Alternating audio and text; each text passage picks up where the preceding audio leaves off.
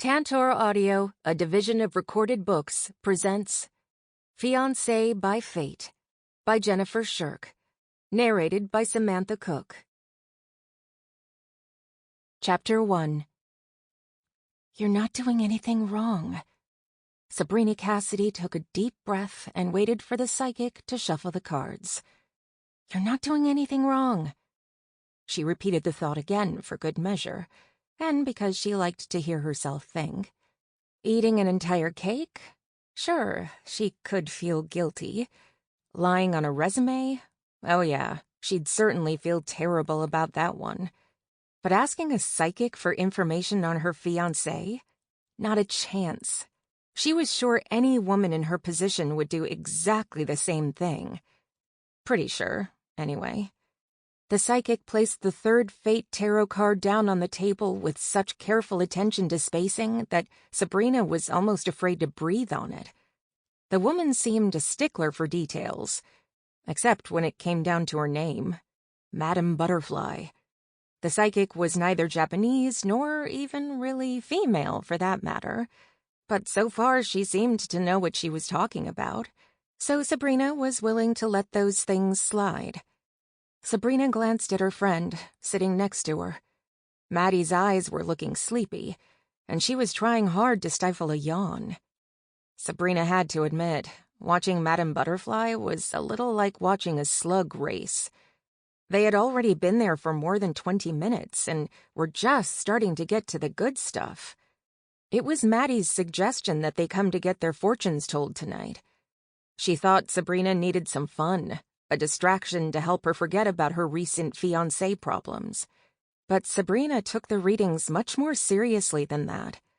From the moment she and David had met, she had known it wasn't merely by chance.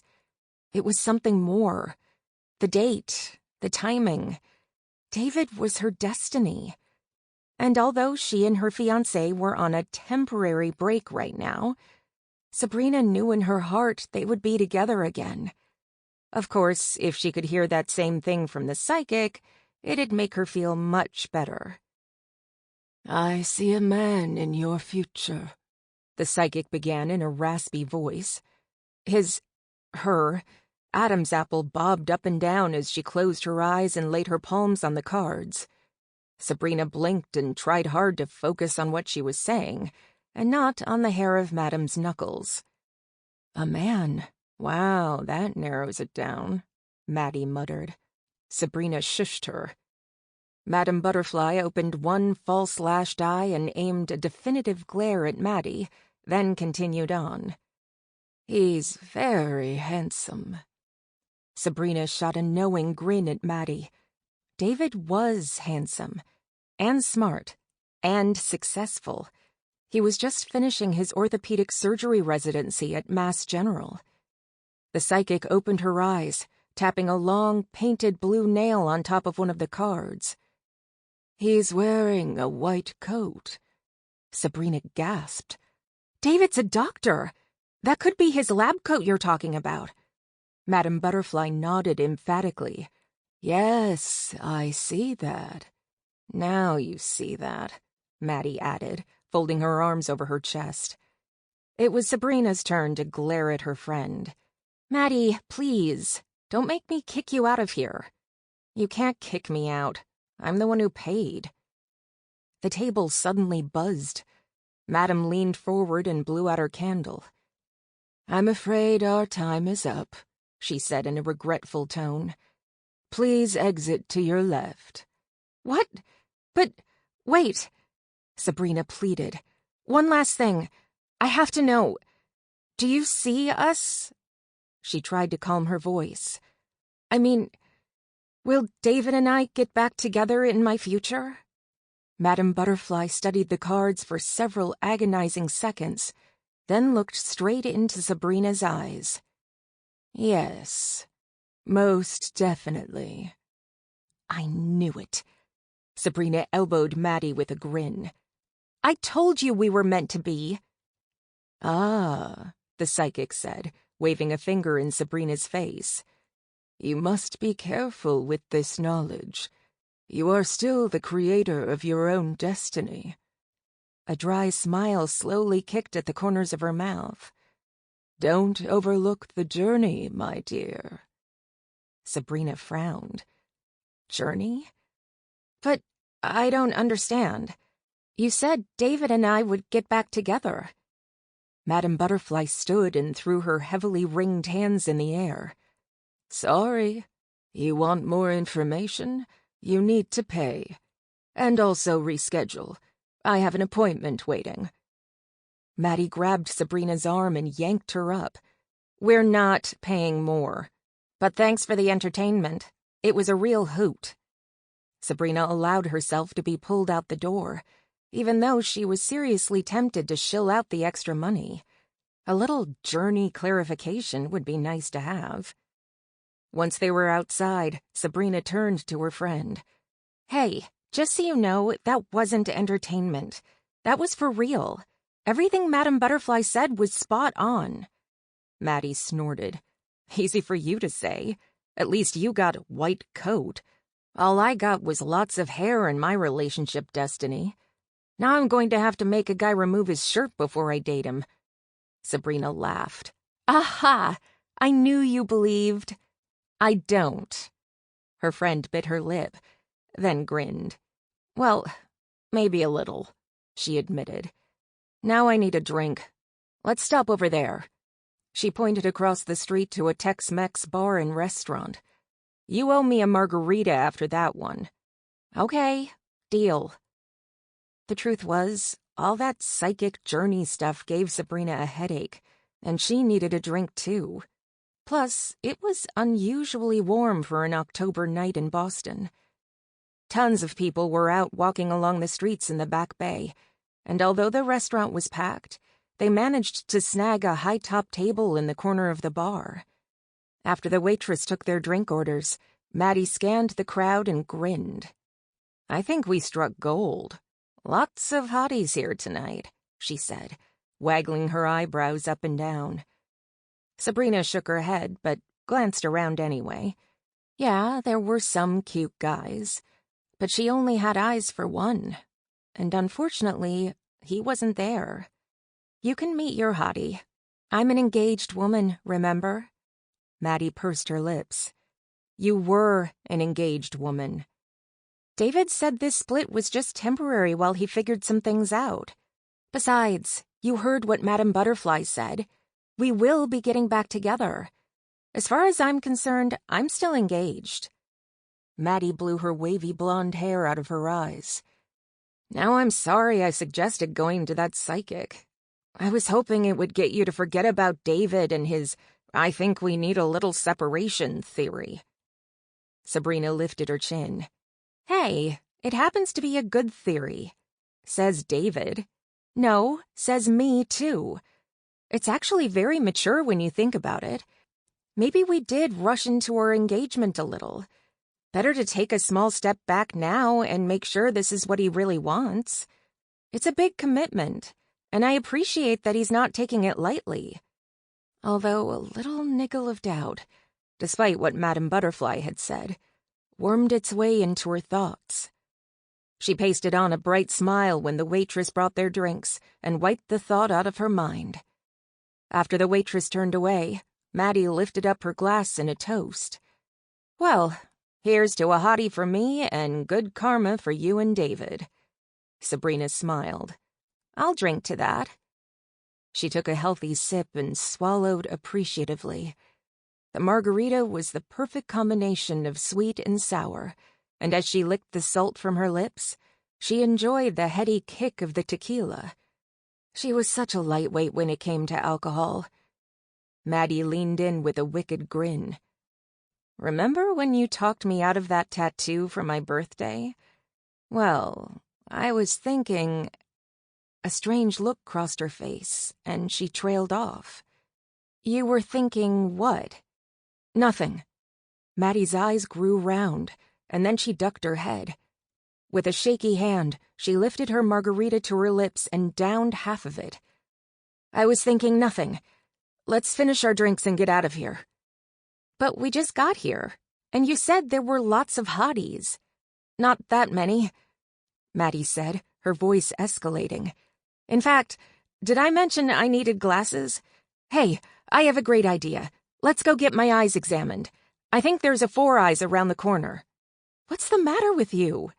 She glanced behind her to see what had Maddie in such a tizzy, and when she did, she immediately understood.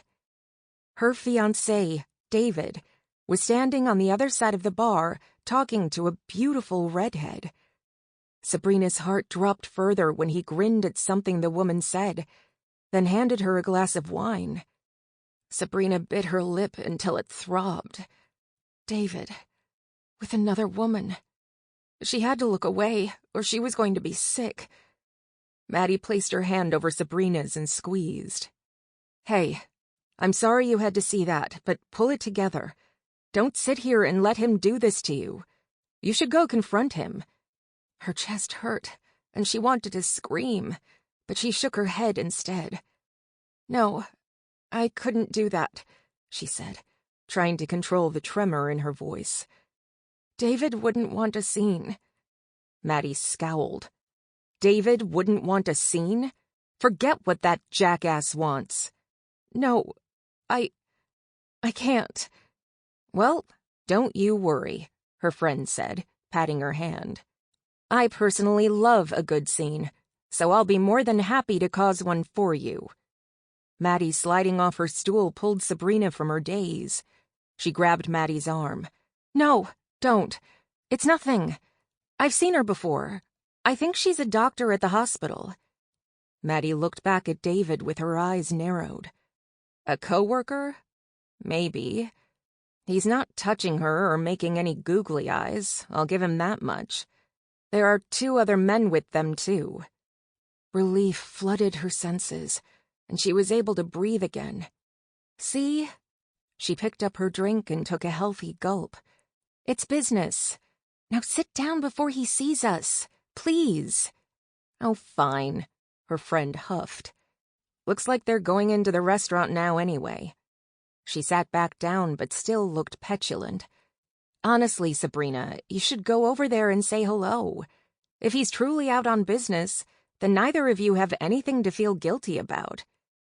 That was true. But a nauseating sinking of despair held her immobile. What if it was a date? What would she do? She couldn't let him go so easily. She finally thought she could have a family and home of her very own. After everything she'd been through, was that too much to want for herself? Maddie tilted her head. Your silence is incriminating. You know what I would do if I were you? She was afraid to know, but still asked. What? Retaliate. Retaliate, she repeated. She cocked an eyebrow. What are we, 15? Maddie shrugged a shoulder, then opened her purse and pulled out a copy of Boston Magazine. Okay, maybe retaliate is the wrong word, but dating while he makes up his mind is a good strategy. Imagine if David saw you with one of these guys. That so-called temporary break of his would be on permanent hiatus. Sabrina peered down at the article entitled New England's Most Eligible Bachelors and rolled her eyes. Oh my gosh, are you serious? As a heart attack? Well, put it away before you give me one. I'm not interested in dating any eligible bachelors to make David jealous. Why not? If David is playing the field, you should too. He's not playing the field. Maddie just didn't get it. Sabrina didn't want to play games. At almost 30 years old, she didn't have the time or patience for them. She and David had been together for 3 years, and it had been wonderful. A lovely taste of what it was like to be loved and accepted into a family. Look, I appreciate what you're trying to do, but I don't want to date anyone else. Maddie ignored her last comment by burying her nose in the article. Check out this guy. He's even from Boston. Sabrina grudgingly looked, and wished she hadn't. Jack Brenner's all-too-handsome face stared back at her. He was posed with his arms crossed, wearing a designer tuxedo, tieless, with his shirt undone at least 4 buttons down from the collar. His thick, dark hair looked playfully mussed, as if some woman had just run her fingers through it. Sabrina swallowed hard. Good Lord, for a man who worked in finance, he sure had Hollywood chiseled looks. Unfortunately, he also had that same cocky grin he wore the last time she'd spoken to him, and that was enough to ground her back down to reality. She shoved the magazine away. Definitely not that one. Maddie did a double take at his picture, then frowned. Are you kidding me? Why? He's the best-looking one in the bunch. Well, I can speak from personal experience that he's all too aware of that, too. Maddie's mouth hung open. You've met eligible bachelor number 3, and you didn't introduce him to your bestest single girlfriend? Trust me, if I had, we wouldn't be friends anymore. He's my boss's son, and one of the mutual fund wholesalers at my company. Thankfully, he covers the state of Connecticut, so he's rarely in the Boston office. Small favors, since he's a complete and total player. Her friend winced. A dog, huh? I'm afraid so. Maddie looked back at his picture longingly. Yeah, I guess the article does mention he's gone through quite a string of women. But I don't know. Dogs can be fun. Sometimes all they need is the right trainer. Sabrina just shook her head. Becoming another notch on someone like Jack Brenner's bedpost held no appeal to her. The last thing she wanted was to be bounced around in her love life like she'd been bounced around foster homes as a kid. That kind of hollowness was not something she'd easily forget, which was why she craved stability. And David gave her that. Besides being handsome and intelligent, he was grounded and level-headed. David's parents loved her, too. Even if she took out Madame Butterfly, there were still so many signs. Is he as handsome as his picture? Maddie asked with a sigh. Sabrina wrinkled her nose at her friend's fawning. It never failed. Whenever Jack Brenner entered a room, women felt compelled to fling their panties in his direction like he was some modern-day Elvis. He had that kind of effect on women. On all women except her, that is. Sabrina shrugged. I guess so. A minor lie. Jack Brenner was 1,000 times better looking in person. Even though she was engaged, she could admit that much to herself. After all, any woman would have to be dead and buried in the grave a month not to notice. But that didn't change the fact that he was heartless and self-centered. He didn't even have the decency to come back to town when his father was in the hospital last month. The fact that he could so easily dismiss his family in a time of crisis was yet another reason why she couldn't stand the man. Maddie stuffed the magazine back in her purse. I have to hand it to you. You must be head over heels in love to ignore someone like that. I definitely am. David is worth the wait. Well, if I were you and anything happens with your engagement to David, or maybe I should say doesn't happen with him, I'd zero in on this guy in a heartbeat the next time I saw him. Sabrina laughed. Yeah, right. Get mixed up with a playboy like Jack who ate up women who threw themselves at him like they were chocolate bonbons? No, thank you. There was no chance of that happening, even if she and David never got back together, which was highly unlikely in itself. But she knocked on the wood table for luck anyway. Maddie eyed her. All I'm saying is keep an open mind. Don't get your hopes up that David will be ready to commit just because of a few superstitions and the premonition of a cross-dressing psychic. I am keeping an open mind. I may not be Madame Butterfly, but I can safely predict that Jack Brenner is one man who will never, ever be a part of my future. Jack Brenner walked across his father's penthouse and stared out the window into the night. The Boston skyline was illuminated before him, and he felt content being back in the city he'd grown up in. This was where he belonged. It took some time, but he'd paid his dues and was ready to make the next step in eventually taking over control of Brenner Capital Investments. He'd assumed that was why his father had transferred him back to Boston, to make the transition easier. Jack couldn't wait to get started. He loved his job, and he did it well. Aside from his family, this company was the one thing he could say he was truly passionate about. It was a part of him. The front door suddenly opened, and his father walked in. Leonard Brenner smiled and extended his arms wide as soon as his gaze landed on Jack. "I'm glad you finally made it, son. You look great."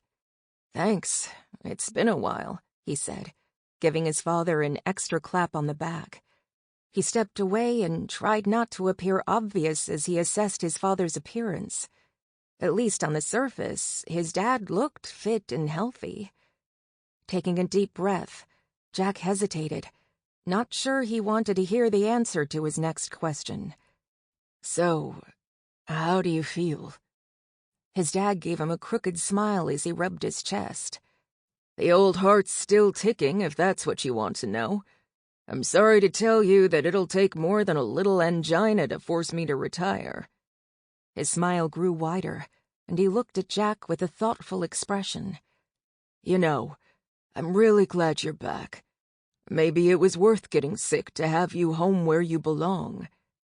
Jack tried to smile too, but a part of him was still worried about his father. He wished he could have been at the hospital when his father was admitted last month.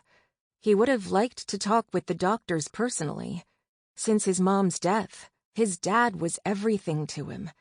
Unfortunately, his former girlfriend didn't quite have the same attitude when it came to family matters, and neglected to pass on the message until he'd already been discharged from the hospital.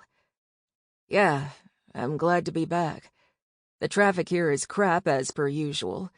But, all in all, I've missed Boston. And you and Lori, of course," he added with a dry grin. His dad gestured to the living room and took a seat on the white leather sofa. "Well, your sister and I appreciate that. It's partly why I changed your territory. I assume you know the other reason." Jack sat too. Anticipation coursed through him as soon as his father mentioned business. This is it, he thought. The national sales manager position had opened up, and now, with his father's health not what it used to be, the time was growing closer to pass the baton. He leaned forward, friction barely keeping him in his seat, but he willed himself to stay in control. "I know exactly why you changed it," he stated evenly. "Good. I'll take it." His father paused, deep lines creasing his forehead. "What exactly will you be taking?" "The national sales manager position. I'll take it." Leonard blew out a long breath, drumming his fingers on the arm of the sofa in a nervous gesture that made Jack grow wary. "I don't know how to tell you this, but I've decided not to give you that promotion, at least for now." Jack almost fell off the sofa. "What are you talking about? How can I ever take over as president someday if I don't make this move up in the company now?" His father's sudden silence had him breaking into a cool sweat between the blades of his shoulders. Jack narrowed his eyes. "I am going to take over this company someday, aren't I?" Leonard cleared his throat. "You might be getting ahead of yourself." "Ahead of myself? The position just became available. Plus, I'm your son." "True, but I could easily give the job to Lori," his father countered. Jack knew that wasn't going to happen. As much as he loved his sister, she wasn't the type to run a company. Besides having no financial education whatsoever, she loved being a stay-at-home mom and having her house to run. "Come on, Dad. You have to start training me to take over. There's nothing I would like better than for you to take over for me someday," his father stated in a somewhat reassuring tone. "But I think you still need a little maturing." Jack stared at him blankly.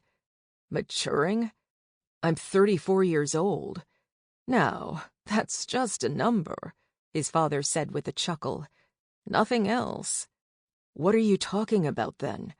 His dad's expression quickly sobered.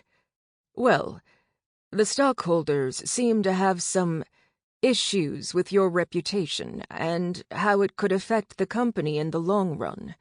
My reputation? There are no problems with my reputation.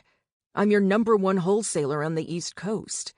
Yes, but the stockholders have more of an issue with your, personal reputation. In short, you change women like you change underwear. I happen to agree. What? Jack shot out of his seat and began pacing the room. He reached up and roughly worked loose his tie, which now felt like a hangman's noose around his neck. That's ridiculous. But even if it were true, it's my personal life. That has no effect on my business life. Well, when your personal life becomes front-page news, it does have an effect, Leonard said, sweeping his arm in the direction of the coffee table where the recent issue of Boston Magazine lay. Jack winced. You, saw that article, huh? Yes, and I'm sure the board saw it too. The single life may be all fun and games to you, but to them, instability in your personal life translates to instability at work. Managing a company is like managing one giant relationship. And you, my dear boy, according to that article, have never been in a relationship longer than a month. That's not... Is it true? He gave it some thought. He had just broken up with Brianna before he was asked to do the interview. Then before that, there was Rachel. Then Mila. Giselle. Maybe there was a grain of truth in there somewhere. His father sighed tiredly. That's what I thought. Jack rubbed a hand over his face. I don't understand any of this. If you have no plans to promote me, then I'm not sure what I'm doing here. Being closer to your family was something I thought would be nice for you, Jack. I even entertained the idea you'd like to be home again. Jack looked away. A part of him had only agreed to come back because he thought he was going to get that promotion. And now he'd turned his life upside down for nothing. I do like being home again. It's not that, but maybe you could even find a nice girl and settle down here now. Sabrina Cassidy. Sabrina Cassidy? He didn't mean to snap at his dad, but just the sound of that woman's name had his blood pressure skyrocketing. What does she have to do with anything? Sabrina was one of the internal wholesalers at Brenner Capital, which meant she worked as an assistant to one of the senior wholesalers who, like himself, did the actual traveling to brokerage firms. She was an excellent worker, but the kind of woman who thought she was always right. Jack had even secretly dubbed her Little Miss Perfect. Unfortunately, most times she was right, which was one of the reasons why his father adored her. Jack, however, did not share that feeling. His father raised his eyebrows. I wasn't going to suggest you settle down with her, although you could do worse. Well, forget it. She's engaged already anyway. Rumor has it she's not engaged anymore. But someone as smart and hard-working as she is would be a huge step up from the supermodel airheads you seem so accustomed to parading around with. It wouldn't hurt to look for a woman with some family sensibilities. You know, I would like grandchildren someday, he added with a smile. You already have grandchildren. His father's jaw tightened. Not from you. Jack heaved a frustrated sigh. He hated to burst his father's bubble, but it had to be said. Look, Dad, I'm sorry, but I'm not going to suddenly get married and have kids just because it will look good to the board and will somehow make me a better executive. Not going to happen. Plus, I don't have time for a family. It's not in me. I love the way things are right now. Sample complete. Ready to continue?